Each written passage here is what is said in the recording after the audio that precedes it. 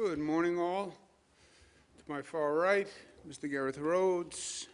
To my immediate right, Dr. Howard Zucker. To my left, Melissa DeRosa, Secretary to the Governor. To her left, Robert Mejica, Budget Director. Today is day 326. But in many ways, today is like day one. Interestingly, today is the one-year anniversary of the first case being found in the United States, first COVID case. 1 year ago today, it was in Seattle, Washington. And today, 1 year later, it's like day one because we start with a new president, President Joe Biden, and it thrills me to say President Joe Biden and Vice President Kamala Harris. I'm very excited about the president and the change for this nation. This is going to be a different country. It's going to be a country that needs healing, needs direction, needs a new agenda. But Joe Biden is the right person, I believe, for this time. I know him many, many years. He's been a great friend to me personally, and I've tried to be a great friend to him, good days and bad days. He's been a great friend to New York State. He's been with us on many projects that we've done, many important milestones here in New York. He helped make possible when he was vice president. He was in many ways our go-to person during the Obama administration. If I needed to cut the federal bureaucracy and get something done, the vice president was always there, and his team was always there. And many of that, his team as vice president are now his team, obviously, as president. So it's exciting. It really is exciting in many ways. I'm also excited about the rescue plan that he's laid out. It's what the nation needs. By the way, it's what the governors had been arguing for the past year, state and local financing, which is very important. As I said in my budget yesterday, it's now very important that New York gets its fair share of state and local, and we're going to fight very hard for that.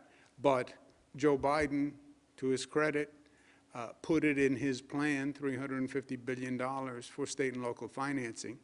Now it will go to the Senate and go to the House, and they will carve up that 350, right? They'll divide what does New York get, what does California get, what does Florida get, what does Texas get.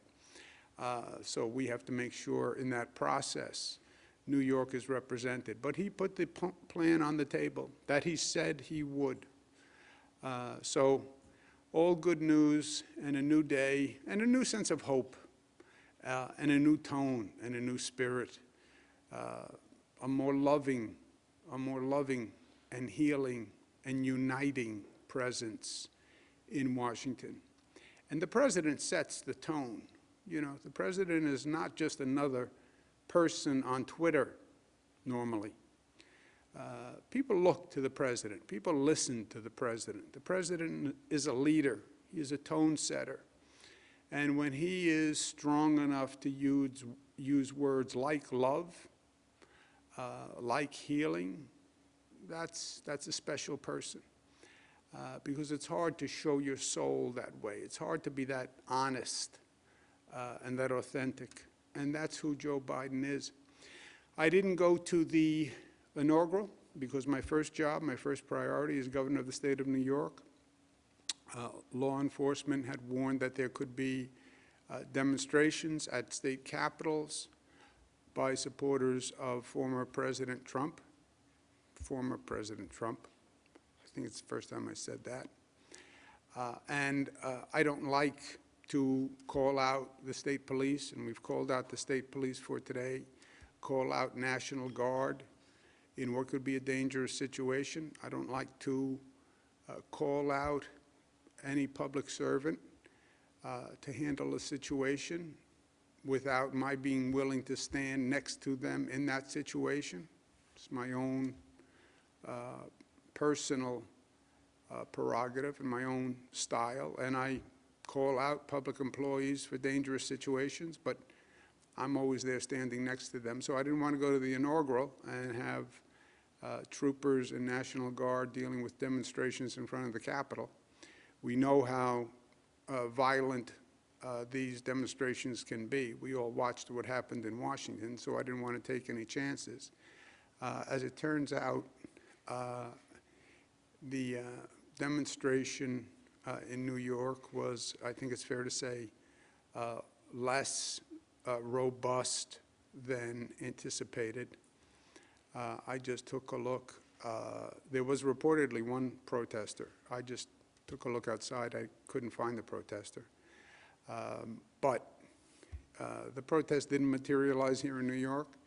To the extent that gentleman represents the protest, I could have gone to the inaugural in retrospect.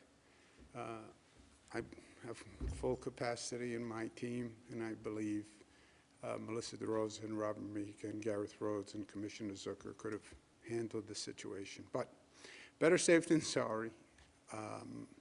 But it's a new day, and it's a happy day. Overall, today, statewide positivity, 6.8%. Number of tests, 185,000. Statewide deaths, 185. Families that are grieving today, and we grieve with them. 400,000 deaths in this nation. And it didn't have to be. It didn't have to be. If we had learned the lessons from COVID in the spring, if it hadn't been politicized the way it was, if the government was more competent, it did not have to be 400,000 people. We learned many of these lessons, or we should have learned these lessons if we were smart and we were quicker, because we knew what happened in the spring and we knew what was going to happen. But our leaders, our government failed to make the adjustments. Our political system failed, and people died. Statewide hospitalizations up 37, ICU up 7, intubations up 5. When you look across the state by region of percent hospitalized, Finger Lakes is still right up there. Finger Lakes, that number is not going to change until the Finger Lakes changes that number. I don't know what else to say to them.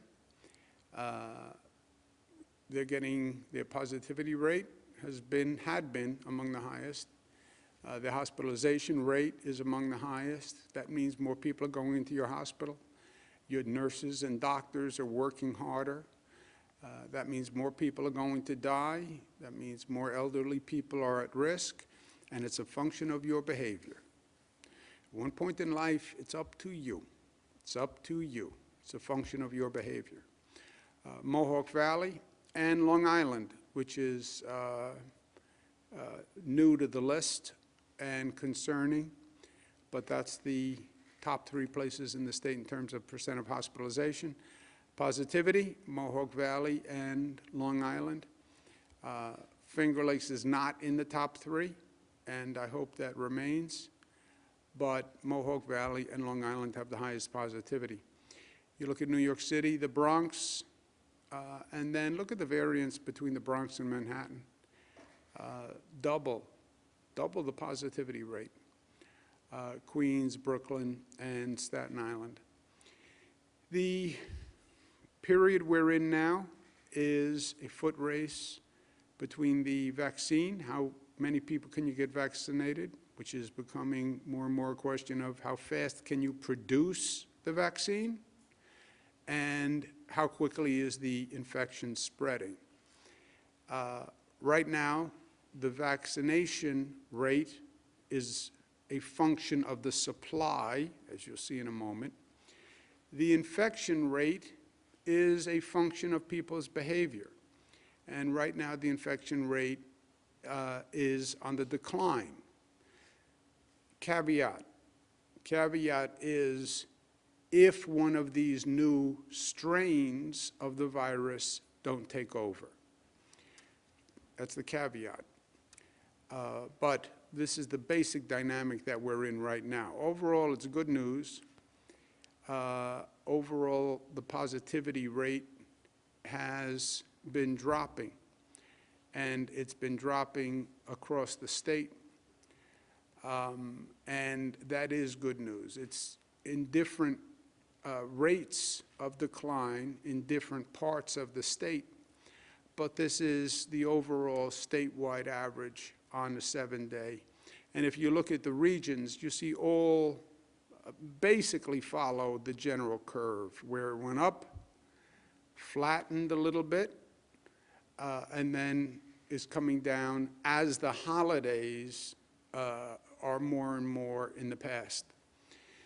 So we hope this continues, and we hope a new strain like the UK strain doesn't take over, which could change these numbers. Hospitalization rate is what they call a lagging indicator. What does that mean? That means you get infected, you go to a Hanukkah party and you get infected. Several days later, you start to feel ill. You think maybe it's just a cold, maybe it's the flu. Several days later, you're more concerned and you go get a test. Now you know you have COVID. Several days later, you get sicker and you go into the hospital. You're in the hospital for several days.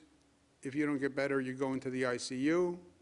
If you don't get better, you go into the intubation, under intubation, and then question mark.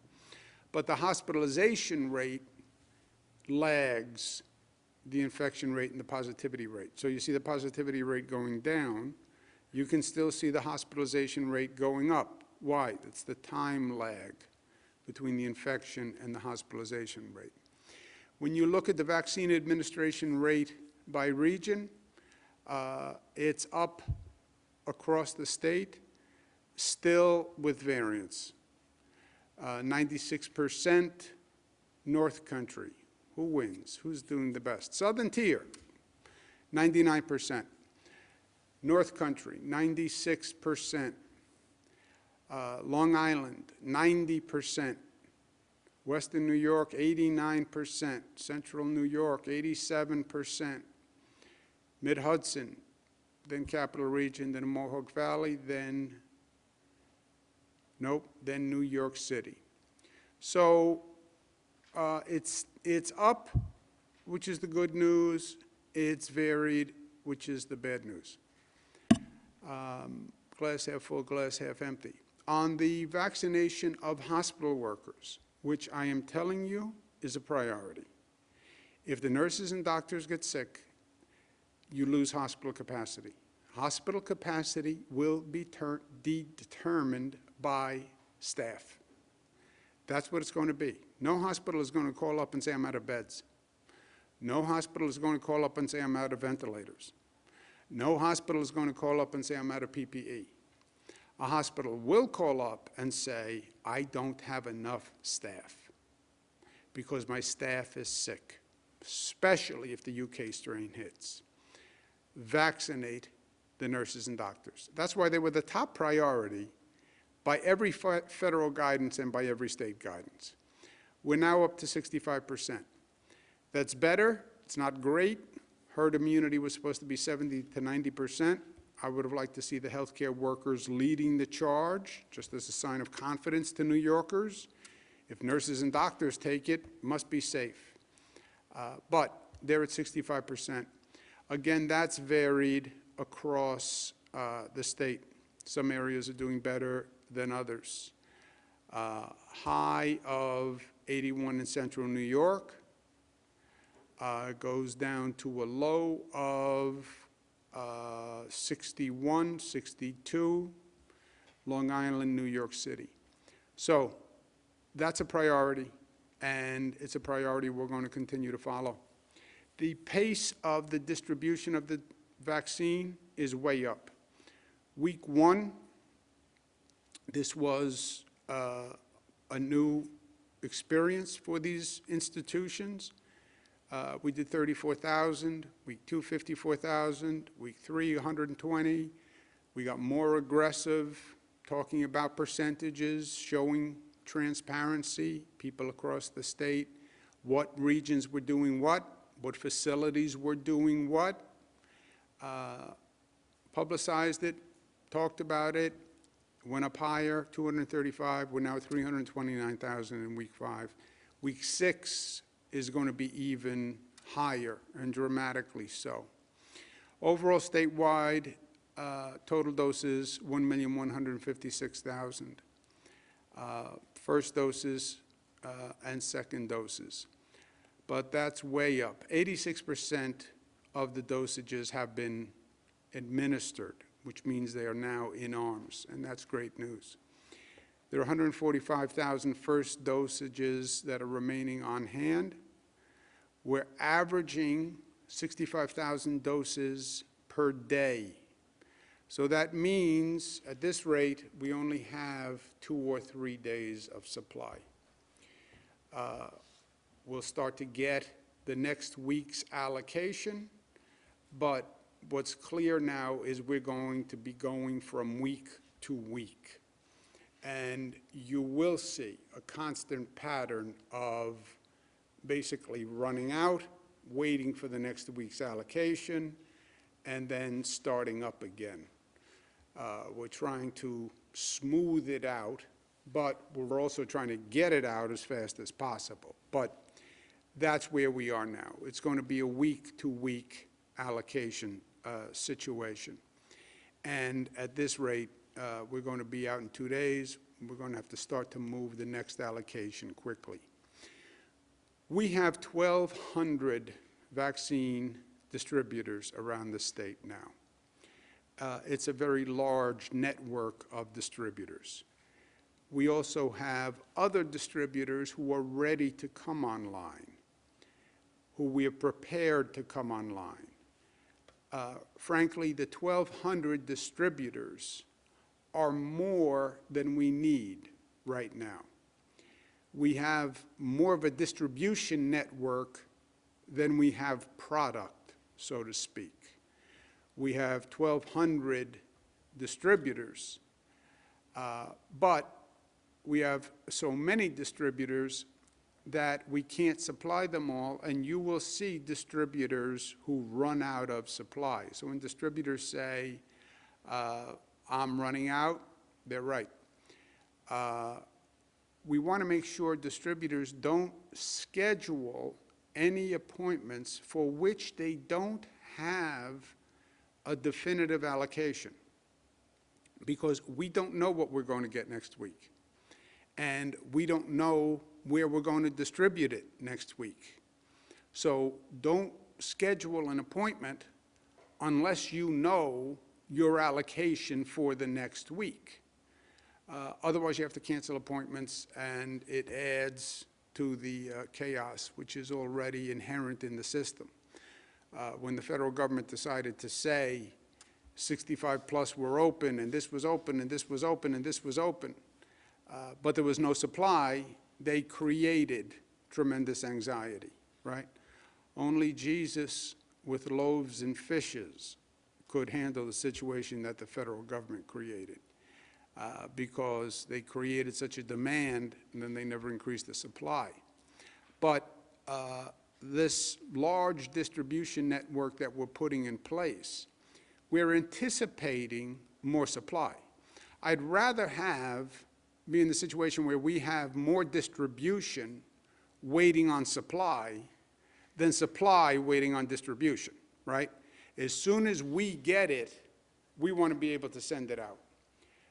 And that's why we have such a large distribution network. I also believe you're going to see more production, knock Formica. And Johnson & Johnson may be coming online. Now we hear maybe March. AstraZeneca may be coming online. More Pfizer production, maybe in the second quarter. More Moderna production. So our distribution network is up and running. We're just waiting on the supply. But we're in a position that when we get the supply, we will be able to move the supply. And that's the position we should be in, and I feel good about that. What else is happening is, as we move allocation faster, the vaccines are becoming more scarce and harder to find. Fairness becomes more important, all right? Because now you're getting down to, we only have a very few vaccines that we're allocating because so many are going out the door. Fairness is important, and I want to remember where we are in general. There are three groups that are now eligible: the healthcare, nurses, doctors, patient-facing staff, therapists, et cetera, healthcare. You then have what's called 1B, essential workers, police officers, firefighters, public safety officers, transit workers, grocery food, teachers. That's 1B. And then you have 65 plus, just general members of the public who are 65 plus. Why? Because older people are more susceptible to COVID. Those are the three categories that are open. I want to keep it fair among those three, right? So healthcare workers, there are about 1.3 million who haven't been vaccinated. That's about 21% of the eligible universe. Essential workers, there are about 1.7. That's about 27% of the eligible universe. 65 plus, it's 3.2 million people. That's 52% of the eligible universe. Theoretically and ideally, if you had 100 vaccines and they said, how do you distribute those 100 vaccines fairly among these eligible individuals?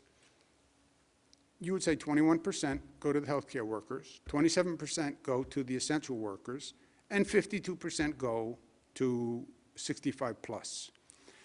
That would be fair among those eligible people. And that's what we're trying to do to the extent practicable, okay? The way we distribute it is we distribute it by region. A region gets an allocation. The region's allocation is based on a pure percentage of their population. If a region is 14% of the state's population, they get 14%. It is then goes to the provider network. The provider network is in two parts. One is the governmental, the public side, and they basically operate the local health department, county department of health, city department of health. That's what they run. If they have a public hospital, they run the public hospital.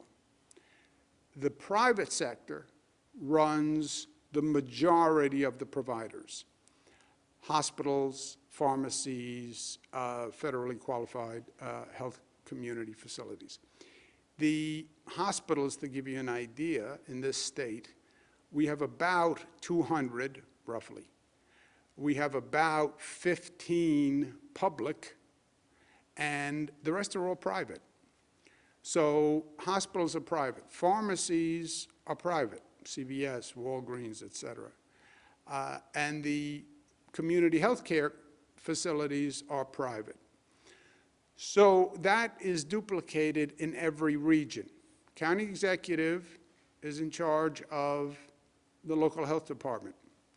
Mayor is in charge of the local health department. The private facilities are private facilities. Each provider has a priority, and this is important. Pharmacies are to be doing people who are 65 plus. Hospitals are to be doing the healthcare workers. Why? Because healthcare workers are related to hospitals, and we don't want 65-year-olds walking into hospitals. Pharmacies are better accommodated to handle 65 plus. The city and county departments of health are supposed to be doing the essential workers: police, fire, teachers. And the police, fire, teachers are supposed to be working on self-administration programs. So the local county department of health can just hand them an allocation and say, here you go, chief of the police. You have your medics administer it. Here you go, chief of the fire department, you have your EMS administer it. Here you go, teachers, you work with your local provider to administer it. That's how this should be working. Each provider must follow the priority, or else the allocations are unfair. That's why we push and stress the prioritization. And that's why it's in the law. If everybody vaccinates everyone, then it's going to be unfair to someone. If a local health department receives an allocation which is calibrated to their number of essential workers, but they give it to people who are 65 plus, then the essential workers are going to have less of an allocation. If the pharmacies that are supposed to be doing 65 plus, if they give it to essential workers, it depletes the allocation for the 65 plus. That's why it's important, because we want it as fair as possible. I understand everybody wants it. I understand people under 65 are saying, why not me? I understand there are thousands of people over 65 who can't get a vaccine. I get dozens of calls every day from people who are 70, 80, 90 years old who say, I try calling all day long, I try on the internet all day long, my daughter tries all day long, my son tries all day long, we can't find an appointment to get a vaccine. That's true. That is very true. I talk to police officers who say, I can't get the vaccine yet. My police department says they don't have enough. That's true. The best we can do is be fair to everyone. And that's what we're trying to do. Appreciating we don't have enough supply. We don't. And at this rate of supply, it takes 7.5 months to get enough vaccine for the currently eligible population, okay? I'm 63. I know I look a lot older, but I'm only 63. I'm not eligible. At this rate, I'm not going to be eligible for 8 months, because the current eligible population, it's going to take us 7.5 months to get to them. So I get the frustration. But I want to at least be able to say we were fair with what we had. We were fair with what we had. The geographic, so how do we allocate? First, geographically by region. Every region gets their population allocation, period. Then by eligible group, 21% healthcare, 52% 65, 27% healthcare workers, essential workers. Then a priority for the more effective providers. You've all seen the provider list. Some providers are much more efficient than other providers. You want to get the vaccine out the door, so we prioritize within that group the providers that are higher performing. On top of that, we have a mandate for social equity. I don't want it to be the places, the poor places, and black community, Hispanic community wind up getting left out because they don't have a hospital and they don't have a doctor's office and they don't have a chain pharmacy. So special efforts in public housing, in churches, in community, through community groups, which we have been doing. I've been working myself with public housing. The state has set up sites in public housing with black churches. We have Somos that is doing a beautiful job, and Northwell that is setting up a lot of pop-up sites for us. So the equity is also very important to us. But the issue is supply. And that's not going to change. We got 300,000 doses, then we went to 239. Last week we were at 250. At this rate, if you were to receive 300,000 vaccines, it's going to take 6 months. If you receive 250, which is what we're receiving now, it's going to take 7 months. We just received the allocation number for next week. It's 250,000 again, so it didn't go up. I urge the President to do whatever he can to increase the supply. The Pfizer and Moderna drugs cannot sell by law to a state. I tried. Apparently, they only have what's called an emergency authorization use, an EAU. They're not licensed to sell. It's a very limited federal approval. So states can't buy, private individuals can't buy. It's not allowed by the Pfizer-Moderna approval. So it's going to be up to the federal government. But whatever they can do, that's going to be job one. Something else I'm concerned about on the theory of it's been 1 year. Learn the lesson in life. It's okay to get knocked on your rear end. It's really not okay, but it's unavoidable. Life is going to knock you on your rear end. 2 pieces of advice: get up, get up. Second, learn the lesson that knocked you on your rear end. And this country hasn't done that. We know this. Viruses mutate. We know that. This virus is mutating. We know that. So far, the mutated strains are different and are more dangerous. The UK strain spreads much more quickly. CDC casually mentions that the UK strain can take over by March, in which case you'll see our infection rate go like this. And then you'll say, why didn't we vaccinate the nurses and doctors? There's a South African strain that may or may not be more lethal. There's a Brazilian strain that may or may not be more lethal. We're seeing the UK strain spread. We have 2 more cases linked to the Saratoga Spring spread and 2 cases in Suffolk County. Wadsworth is testing. We have not found the South Africa strain or the Brazilian strain in New York. I believe it's just a matter of time.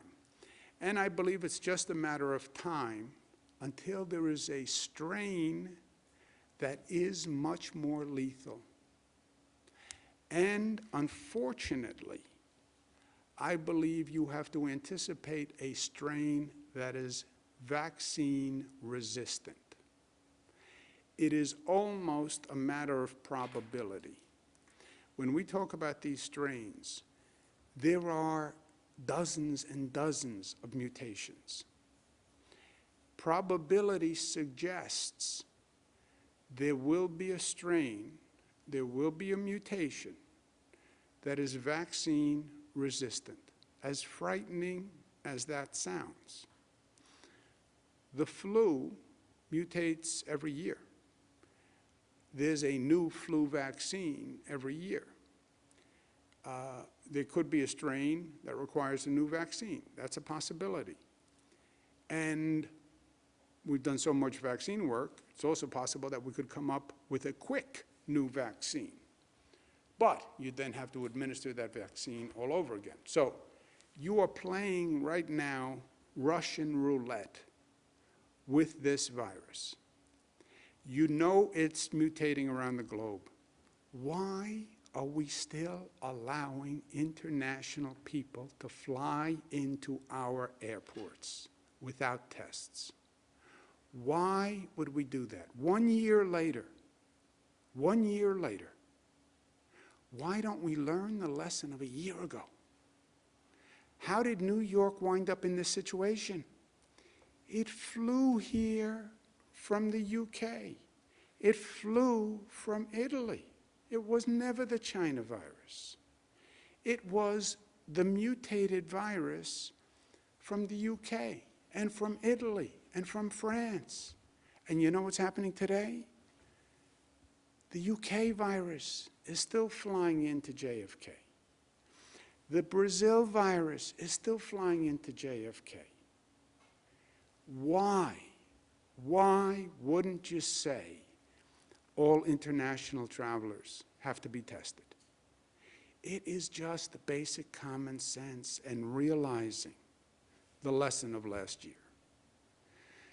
Moving forward in this new year, our new president, we are ready, we are energized, I'm feeling good, we are strong. This state is stronger than it's ever been. We had a horrendous experience last year with COVID, but it made us stronger. That which doesn't kill you makes you stronger, and we are the stronger for it. And I feel it, and I believe it. We're going to battle COVID. We're going to deal with the economics in the budget. We're going to make sure Washington gives us our fair share of state and local financing. We're going to reopen the economy, as we're now doing, safely and smartly, and build, baby, build. My own expression, build, baby, build. This is a perfect moment in time. Listen to FDR. Listen to all the greats. Private sector is slow. Private economy is slow. People are out of work. Money is cheap. Build, build, like we built airports and bridges and subways. Build, and build in New York. That's better than it has ever been. And that's exactly what we're doing. And we're building today. Today. We're waiting for no one. We create our own destiny. I believe that. And no one is better at creating destiny and shaping the future than the people of New York State, because they are New York tough. Questions?